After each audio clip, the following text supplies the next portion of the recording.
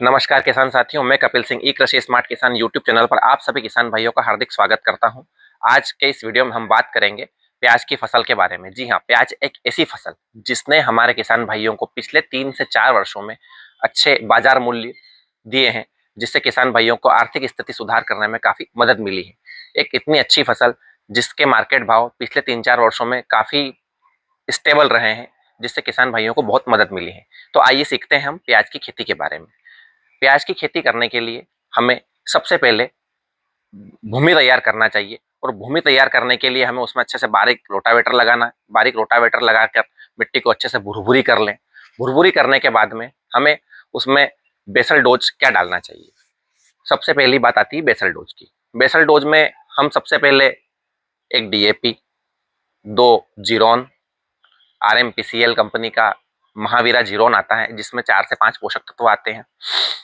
साथ में हम बेंटोनाइट सल्फर ले सकते हैं 8 से 10 किलो बीघा का। साथ में हम किसी भी अच्छी कंपनी का कीटनाशक ले सकते हैं, जैसे एफएमसी कंपनी का फटेरा या बायर कंपनी का रीजेंट जीआर, एवं अन्य किसी भी कंपनी का कीटनाशक ले सकते हैं।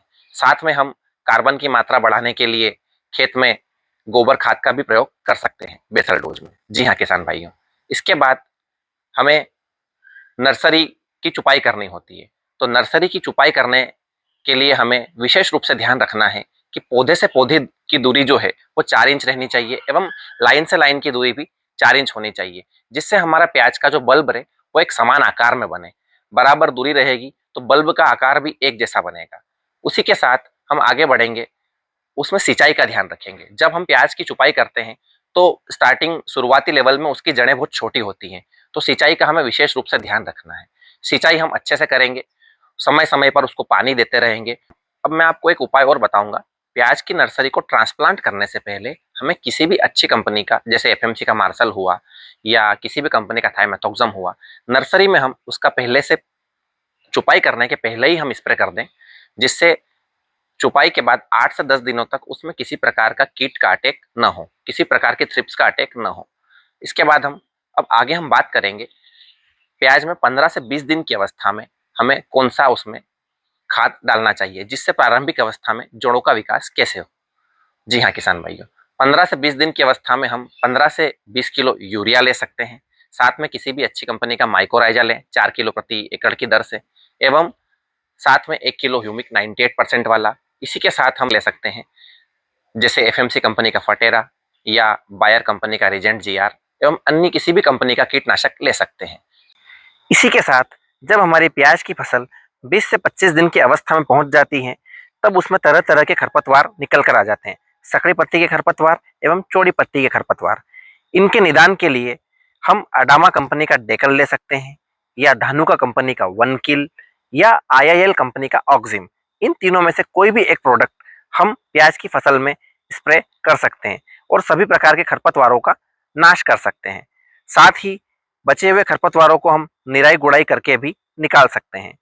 एक बात की सावधानी अवश्य रखें, जब भी प्याज में किसी भी खरपतवार नाशक का स्प्रे करें, तब प्याज की फसल में नमी पर्याप्त रूप से होनी चाहिए। इसी के साथ 20 से 25 दिन की अवस्था में जब हम पहुंचते हैं, तो हम प्याज में पहला स्प्रे करते हैं। प्याज में पहला स्प्रे हम बायर कंपनी का एंट्राकॉल, साथ में रोकाल्टो कंपनी का डिफायर, एवं इसी के साथ 98% वाला ह्यूमिक एसिड, एवं अच्छी कंपनी का 19-19-19 खाद लेकर हम स्प्रे कर सकते हैं। इस स्प्रे को करने से प्याज में शुरुआती अवस्था में नई पत्तियों का विकास, नई जड़ों का विकास एवं पौधे की वानस्पतिक वृद्धि बहुत अच्छे से होती है। 30 से 40 दिन की अवस्था में हमें प्याज में कॉम्पो कंपनी का कैबमेक और साथ में कॉम्पो कंपनी का एल्गी का स्प्रे करना चाहिए। कैल्शियम, बोरान एवं एमिनो एसिड की सही मात्रा में स्प्रे करने से प्याज में, तने में एवं पत्तियों में मजबूती आ जाती है। जी हाँ, इसी के साथ आप फंगस कंट्रोल करने के लिए सिंजेंटा कंपनी का कवच फ्लो एवं साथ में एफएमसी कंपनी का मार्शल भी ले सकते हैं। इसी के साथ हम आगे बढ़ते हैं। प्याज में जब हम इसी 30 से 40 दिन की अवस्था में जड़ से कैल्शियम नाइट्रेट, साथ में magnesium sulphate, zinc sulphate, iron sulphate, या किसी भी अच्छी कंपनी की हम कीट ले सकते हैं जिसमें यह सभी पोषक तत्व मौजूद रहे, जिससे प्याज में जड़ों का विकास एवं कंद का विकास सही तरीके से हो जाए। 50 से 60 दिन की अवस्था में जब प्याज पहुंचता है तब थोड़ा थोड़ा तापमान बढ़ने लगता है। फरवरी का मौसम आ जाता है हमारे यहाँ, तो थोड़ा सा तापमान में हल्की फुल्की वृद्धि होने लगती है। फरवरी मार्च का जो मौसम आ जाता है उसमें तापमान बढ़ने लगता है। उस अवस्था में प्याज में ऊपर से थ्रिप्स का अटैक भी होने लगता है, प्याज की पत्तियां भी ज्यादा संख्या में निकल जाती हैं।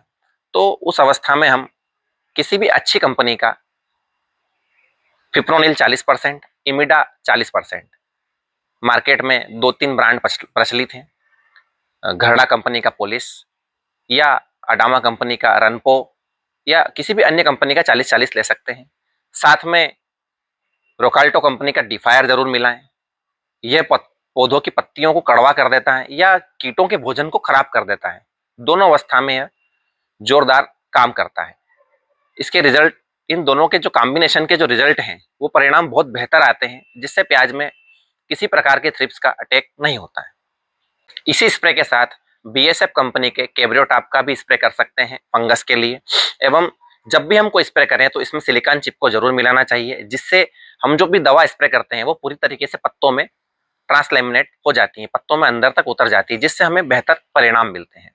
अब जब हमारा प्याज 90 से 100 दिन की अवस्था में पहुंच जाता है तब उसमें पूरी तरह से कंद का विकास शुरू हो जाता है, कंद बनने लगता है, नीचे बल्ब बनने लगता है प्याज में। जी हाँ किसान भाइयों, इस अवस्था में हमें 30 से 40 किलो बीघे की दर से पोटाश जरूर डालना चाहिए, एमओपी।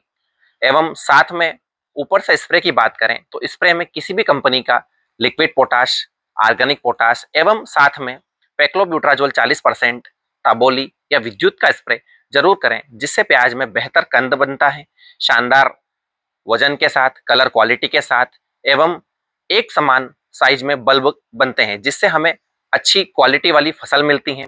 एवं क्वालिटी वाली फसल मिलेगी तो हमें मंडी में अच्छे क्वालिटी वाले भाव भी मिलेंगे।